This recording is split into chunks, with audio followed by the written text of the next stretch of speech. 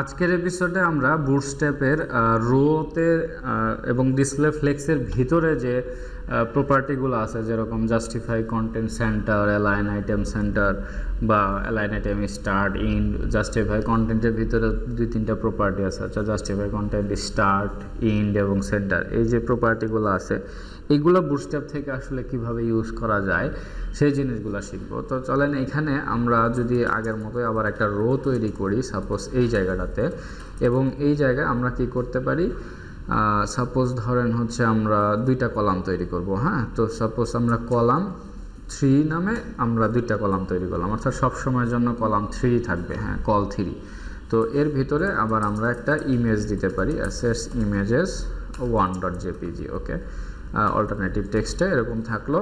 তো এখন এই কলামটা আমরা যদি দুইটা কলাম ইউজ করতে পারি, অর্থাৎ এটা তো একটা কলাম হবে, আমরা যদি দেখি তাহলে আমরা এখান থেকে ওকে কল 3 সামহাও আমরা কিছু একটা মিস করে ফেলছি, সেটা হচ্ছে যে ডিফ ক্লাস রো এবং এটা হচ্ছে কল 3। হ্যাঁ, কল 3 আছে, কিন্তু ব্যাপারটা হলো যে ইমেজে 100% এটা হয় না, ম্যাক্সিমাম উইথ হয় না, কারণ ইমেজ বড়, সেক্ষেত্রে আমাদের ইমেজটা অনেক বড়ই দেখাচ্ছে। এর যদি আমরা ইমেজ ফ্লুইড দিয়ে দিই তাহলে আর সে বড় হবে না। তো দেখেন এইখানে 12 ভাগের সে কি হয়েছে, 3 ভাগ সে আসলে কলামটা নিছে। তো 12 ভাগের 3 ভাগ কলাম নিছে, মানে আরও রাইট সাইডে আপনার হচ্ছে 9টা কলাম আপনার খালি আছে। তো এখন আমরা ধরেন এইটাকে কি করতে পারি, আমরা এই যে ধরেন এটা হলো রো, আমার ফুল রো। এখন এই রোর একদম সেন্টার পয়েন্টে যদি আমরা ইমেজটা নিতে চাই, আমরা কি করি আসলে, আমরা এখানে এটা যেহেতু এটাকে ডিসপ্লে ফ্লেক্স করা আছে, আমরা চাইলে কিন্তু এটাকে যদি জাস্টিফাই কন্টেন্ট সেন্টার দিই, তাহলে এর ভিতরে যে আইটেমগুলো আছে সেগুলো কিন্তু সেন্টার অ্যালাইন হবে। ওকে, আমরা যদি আরেকটা কলাম এখানে ইউজ করি কল 3-এর মতো এক্স্যাক্ট আরও একটা কলাম, তাহলে কল 336। ওকে, তাহলে এখন বিষয়টা হচ্ছে যে আপনার দুইটা কলাম আছে, দেখেন একদম লেফট সাইড থেকে শুরু হয়েছে। তো এখন যদি আমরা এটাকে সেন্টার অ্যালাইন করতে চাই, তো আমাদের বুটস্ট্র্যাপে আসলে কি করা লাগবে, বুটস্ট্র্যাপে আমাদের এই জায়গাটাতে কি লেখা লাগবে, বা এখানে এই রো যেহেতু ডিসপ্লে ফ্লেক্স হচ্ছে, এখানেই কিন্তু আমাদের রোতে জাস্টিফাই কন্টেন্ট সেন্টার নামে একটা স্টাইল আপনাকে লিখতে হবে, তাই না? তো জাস্টিফাই কন্টেন্ট সেন্টার যদি আমরা লিখি, তাহলে আসলে আমাদের এই দুইটা কলাম কী হবে, সেন্টার অ্যালাইন হবে। এখন জাস্টিফাই কন্টেন্ট সেন্টার হবে এরকম ক্লাস কি বুটস্ট্র্যাপে আছে কিনা, বা কোনো কিছুতে এরকম লেখা আছে কিনা, আমরা যদি একটা ফাইন্ড আউট করার চেষ্টা করি, তাহলে দেখেন আমাদের টার্গেটেড কি স্টাইলটা কি, জাস্টিফাই কন্টেন্ট কি হবে, জাস্টিফাই কন্টেন্ট ফ্লেক্স বা সেন্টার হবে, তাই না? ফ্লেক্স তো না, জাস্টিফাই কন্টেন্ট সেন্টার হবে। তাহলে এটা হচ্ছে সিএসএস, দেখেন জাস্টিফাই কন্টেন্ট সেন্টার, এটা কিন্তু বুটস্ট্র্যাপের ফাইল। তো জাস্টিফাই কন্টেন্ট সেন্টার এখানে লেখা আছে। এখন ব্যাপারটা হচ্ছে যে এই জায়গায় আসলে কি জাস্টিফাই কন্টেন্ট এসএম সেন্টার আছে, তাই না? এবং এটা লেখা আছে কয় জায়গায়, 10 জায়গায়। এখন এসএম মানে কি, এসএম মানে তো এই দেখেন এখানে মিডিয়া কোয়ারিও লেখা আছে, মিনিমাম উইথ 576 পিক্সেল। আপনি যদি এখানে একটু হোভার করেন এই এসএমে, আসলে বিষয়টা হচ্ছে এই যে মিনিমাম উইথ 576 পিক্সেল, এটা কাজ করবে, এটা সবসময় কাজ করবে না। আপনার যদি 576 পিক্সেলের উপরে থাকে তাহলে কাজ করবে, আদারওয়াইজ এটা করবে না। তো যেহেতু 10 জায়গায় আছে, আপনি দেখেন স্পেসিফিক্যালি আসলে কোন জায়গায় লেখা আছে। তো justify content MD centre, LG centre, XL centre, তারপরে হচ্ছে আপনার ডাবল এক্সেল সেন্টার, তারপরে আবার এখানেও আছে বিটিএন গ্রুপ ভার্টিক্যাল, তারপরে হচ্ছে আপনার আরও বিভিন্ন জায়গায় আছে আর কি এরকম। হ্যাঁ, এবং দেখেন জাস্টিফাই কন্টেন্ট সেন্টার, শুধু সেন্টার, এটাও কিন্তু এই ক্লাসটা এই জায়গায় আছে, জাস্টিফাই কন্টেন্ট সেন্টার। তো আমরা জাস্ট এইটাকে যদি ইউজ করি, এটা ক্লাস, তাহলে আমরা এই সিএসএসটা লোড করাই ফেলতে পারি। তো এরকম আর কি। তো এইভাবে জাস্টিফাই কন্টেন্ট আমরা এখান থেকে জাস্টিফাই কন্টেন্ট সেন্টার যদি আমরা ইউজ করি, তাহলে কী হবে, এটা সেন্টার অ্যালাইন হয়ে যাবে। দেখতে পাচ্ছেন জাস্টিফাই কন্টেন্ট সেন্টার দিলে আমাদের এই যে bootstrap.css থেকে এটা লোড হচ্ছে সেন্টার জাস্টিফাই কন্টেন্ট। এখন ব্যাপারটা হচ্ছে জাস্টিফাই কন্টেন্ট যদি আপনি ইন্ড ইউজ করেন, তাহলে ইন্ড হয়ে যাবে জাস্টিফাই কন্টেন্ট ইন্ড, তাহলে সে রাইটে চলে গেল, এই যে রাইটে চলে যাচ্ছে। জাস্টিফাই কন্টেন্ট স্টার্ট যদি ইউজ করেন, তাহলে সে স্টার্টে থাকবে। তো এইভাবে আসলে ধরেন হচ্ছে আপনার যখন মনে হবে যে এই সিএসএসটা লেখা দরকার, তো সেক্ষেত্রে আপনি কি করতে পারেন, এখানে এসে একটা সার্চ করতে পারেন যে এই সিএসএসটা আসলে কোন ক্লাসের ভিতরে লেখা আছে। আপনি এইভাবে যদি শিখতে পারেন তাহলে আপনি বুটস্ট্র্যাপে অনেক অ্যাডভান্টেজ নিতে পারবেন, কারণ আপনি বুটস্ট্র্যাপকে বুঝে বুঝে তখন ইউজ করতে পারতেছেন। এটা হলো ব্যাপার, জাস্ট ডকুমেন্টেশনই মেইন বিষয় না, এর বাইরে এসে আপনি একদম র ফাইলটাকে পড়তে পারতেছেন, এটা হলো বিশাল ব্যাপার একটা। তো এইভাবে আমি বেসিক্যালি এই প্যাটার্নটা ফলো করি, কারণ ধরেন র ফাইলটাকে বোঝার চেষ্টা করি সব সময়। তাহলে কি হয়, দেখা যায় যে অনেক ডকুমেন্টেশনে আপনি একদম ওইরকম পাবেন না, আপনার একদম যে অ্যাডভান্স যে গাইডলাইন ওইরকম গাইডলাইন কিন্তু আপনি ডকুমেন্টেশনে অনেক কিছুই পাবেন না, মিস আপ হয়ে যাবে, আপনার অনেক কিছুই মিসিং আছে এখানে।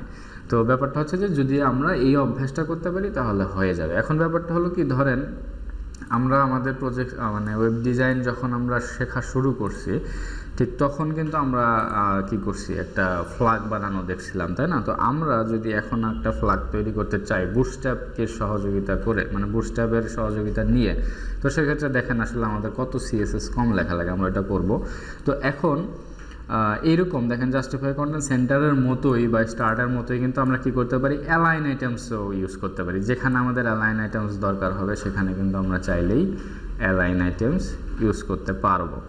তো এইখানে এসে যদি আমরা সার্চ করি অ্যালাইন আইটেমস, এই যে দেখেন অ্যালাইন আইটেমস স্টার্ট আছে, ইন্ড আছে, সেন্টার আছে, এই যে সেন্টার আছে, সব এই জায়গায় আছে। তো এইভাবে আমরা চাইলে এখান থেকে ইউজ করতে পারি। তো চলেন আমরা এখন সেই আগের মতো একটা ফ্ল্যাগ তৈরি করি, যেটা আসলে আমাদের বুটস্ট্র্যাপের সহযোগিতা নিয়ে করব, এবং দেখবো আমরা আসলে কতটা সিএসএস কম লিখে করা যায় আসলে। তো সাপোজ ধরেন আমরা এখানে একটা ডিভ নিলাম, নিয়ে হচ্ছে আমরা ফ্ল্যাগ দিয়ে দিলাম হচ্ছে ফ্ল্যাগ বক্স, ওকে। এরপরে হচ্ছে এর ভিতরে কি থাকে, একটা সার্কেল থাকে, তাই না?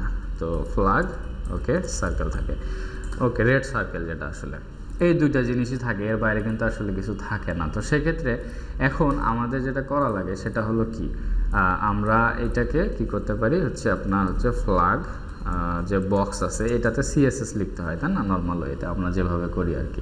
এখন সিএসএস এ উইথ এবং হাইট আপনি কত দিবেন সেটা আসলে ডিফাইন করাটা বুটস্ট্র্যাপের কাজ না। তো বুটস্ট্র্যাপ তো আপনাকে আপনার উইথ হাইট কত দরকার সেটা তো আসলে সে জানে না। সে যদি আপনার উইথ যদি 100% হয় করা লাগে সেটা করতে পারবে, যদি 50% করা লাগে সেটা করতে পারবে। তো সেক্ষেত্রে আমাদের মতো করে একদম পিক্সেল মিলে কিন্তু সে উইথ হাইট ডিফাইন করতে পারবে না। তো সেক্ষেত্রে আমরা এখানে উইথ দিলাম, সাপোজ মনে করেন যে এখানে 800 পিক্সেল, হ্যাঁ, এবং হাইট ইউজ করলাম মনে করেন যে 400 বা 500 পিক্সেল, ওকে। এবং ব্যাকগ্রাউন্ডে একটা কালার ইউজ করতে পারি, আমরা ব্যাকগ্রাউন্ডে আমরা হচ্ছে গ্রিন কালার ইউজ করতে পারি, তাই না? তো এরকম আর কি। তো এইখানে আমরা গ্রিন কালার যদি ধরেন বুটস্ট্র্যাপের কিছু কালার ডিফাইন করা আছে, তাই না? এখানে যদি আমরা বুটস্ট্র্যাপের যে কালার্স যেটা আছে ইয়াতে ইউটিলিটিসের ভিতরে, এই যে কালার্স অ্যান্ড ব্যাকগ্রাউন্ড, এইখানে কিন্তু দেখেন গ্রিন কালার, এই যে এটা মোটামুটিভাবে গ্রিন, হ্যাঁ। তো সাকসেস উইথ কি বলে এটা, কন্ট্রাস্টিং কালার। তো এইখানে এই কালারটা ডিফাইন করা আছে। তাহলে আমরা যদি ধরেন এই কালারটা ইউজ করতে চাই, তো সেক্ষেত্রে আসলে কিভাবে করব, দেখেন টেক্সট, এখানে বিভিন্ন কালারের দেওয়া আছে, এই যে সাকসেস কালার আর কি, সাকসেস। তো এই জায়গায় দেখেন busy primary text, busy success, তাই না? তো মানে হচ্ছে উনি গ্রিন কালারকে প্রকাশ করতেছে সাকসেস দিয়ে, আর রেড কালারকে কি করতেছে, ড্যাঞ্জার সে বলতেছে আর কি, রেড কালারকে বলতেছে সে ড্যাঞ্জার। তার মানে আমরা একটা হিন্স পাইলাম, সেটা হচ্ছে যে গ্রিন কালারকে তারা সাকসেস হিসেবে চিহ্নিত করছে। তো সেক্ষেত্রে আমরা চাইলেই কিন্তু এখানে কি করতে পারি, এখানে যদি আমরা বিজি সাকসেস ইউজ করি, সাপোজ ধরেন বুটস্ট্র্যাপে গেলাম আমরা, বিজি সাকসেস, হ্যাঁ, এই যে দেখেন বিজি সাকসেস যদি আমরা এখানে লিখি, তাহলে ব্যাকগ্রাউন্ড কালার এই যে আছে RGB দিয়ে একটা কালার দেওয়া আছে, বিজি সাকসেস RGB, তারপরে হচ্ছে বিজি ওপাসিটি দরকার নেই, বিজি সাকসেস RGB, এইখানে আসলে ওই কালারটার কোড বসানো আছে। তো আমরা যদি এই কালারটাকে এখানে সার্চ করি তাহলে দেখেন কত, এইটা হচ্ছে আসলে মানে কালারের কোড আর কি, হ্যাঁ। তো যাই হোক, আমরা বিজি সাকসেস দিয়ে যদি আমরা দেখি এই জায়গাটাতে বিজি সাকসেস দিয়ে, তাহলে আমরা কি করতে পারবো, আমরা গ্রিন কালার দেখতে পাবো এই জায়গায়, এই যে একদম এক্স্যাক্টলি গ্রিন না কিন্তু কাছাকাছি। আমরা যদি এক্স্যাক্টলি গ্রিন কালার ইউজ করতে চাই তো সেক্ষেত্রে আমাদের কাস্টমভাবেই করা লাগবে এই জায়গাতে এসে, কিন্তু আমরা চাইলে এই ধরনের কালার ইউজ করতে পারি। তো এইখানে যদি আবার আসি তাহলে দেখেন বিজি ড্যাঞ্জার লিখলে লাল হয়ে যাবে, মানে ব্যাকগ্রাউন্ড ডেঞ্জার, মানে ব্যাকগ্রাউন্ড ডেঞ্জার মানে লাল, এরকম হয়ে যাবে আর কি। তো এখন দেখেন আমরা যদি ফ্ল্যাগ বক্সের ভিতরে ফ্ল্যাগ যে সার্কেল আছে এটার উইথ এবং হাইট ডিফাইন করি। এটার উইথ মনে করেন যে আপনার 200 পিক্সেল বাই 200 পিক্সেল, উইথ এবং হাইট 200 পিক্সেল। এই কয়েকটা সিএসএস বা জাস্ট হাইট আমরা ইউজ করলাম, এর বাইরে আমাদের আর কোনো সিএসএস লাগবে না। এই যে দেখেন এখন এটারে যদি আমরা গোল করতে চাই তো সেক্ষেত্রে কীভাবে করব দেখেন।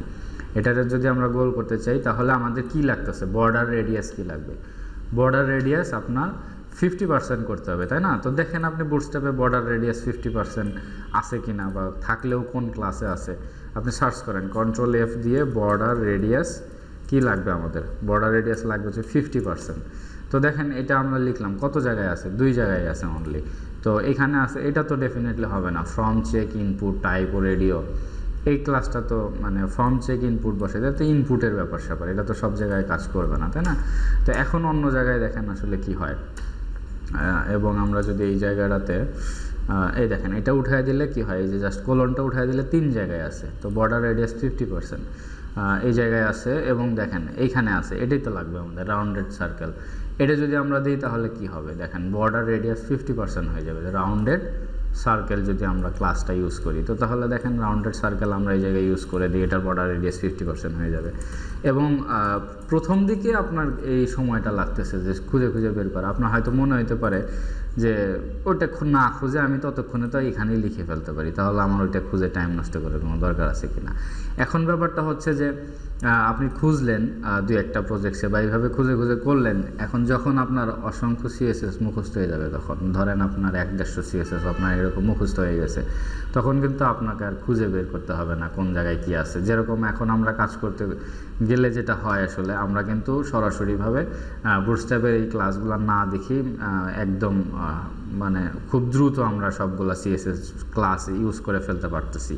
তো আপনি যখন এই স্টেজে যাবেন, ধরেন 1 মাস 2 মাস এই প্র্যাকটিসটা করার পরে যখন আপনি ওরকম স্টেজে যাবেন যে বুটস্ট্র্যাপের ম্যাক্সিমাম ক্লাস বা প্রয়োজনীয় ক্লাসগুলো আপনার তখন মাথায় চলে আসবে, আপনাকে তখন আর সার্চ করার দরকার পড়তেছে না। তখন দেখবেন যে আপনার প্রজেক্টসের যে স্পিডটা হবে ওইটা যে স্পিডটা আপনি পাবেন, আর এরকমভাবে ম্যানুয়ালি লেখার অভ্যেস যদি হয় আপনার, সেটা যে স্পিড পাবেন অনেক বেশি ডিফারেন্স। যার কারণে দেখেন আমরা যে নাইকি প্রজেক্টসটা করছি, এরকম একটা প্রজেক্টস আমরা কিন্তু যেভাবে লিখছি আর কি, আমরা কিন্তু দেখছি যে প্রায় অনেকগুলা ক্লাস করা লাগছে আমাদের। এখন ব্যাপারটা হচ্ছে এই প্রজেক্টসটা একজন প্রফেশনাল ডেভেলপার যদি করি, ধরেন আমরা ক্লাস টাস না করে সরাসরি জাস্ট কাজ করি, তাহলে ম্যাক্সিমাম 8 থেকে 10 ঘন্টা লাগবে আমাদের এই প্রজেক্টসটা কমপ্লিট করতে।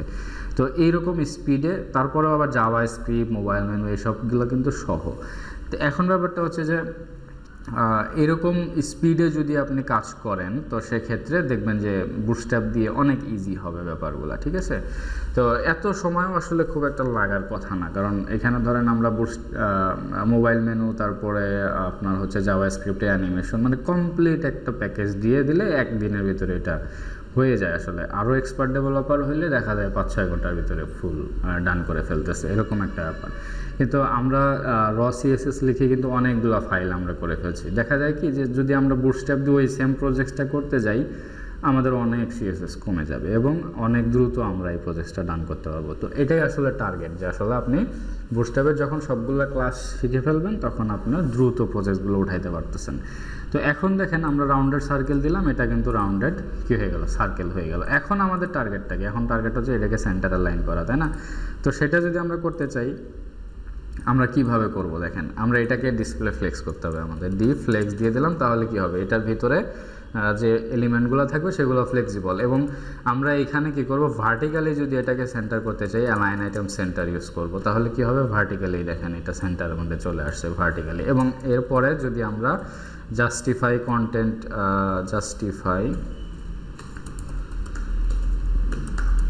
কন্টেন্ট সেন্টার যদি আমরা করি, তাহলে দেখতে পাচ্ছেন এটা কিন্তু সেন্টার মোডে চলে গেল।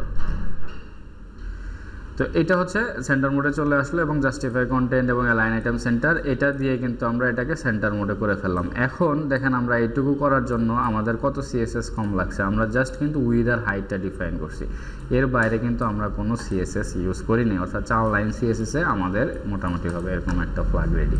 তো এখন এরকম অসংখ্য প্রজেক্টস আমরা করব যেগুলোতে আমাদের বুটস্ট্র্যাপ ইউজ করলে আমরা অনেক সিএসএস আমাদের কম লাগবে। তো এটা হচ্ছে ব্যাপার। তো নেক্সট এপিসোডে আমরা নেক্সট পয়েন্টগুলো নিয়ে আলোচনা করব।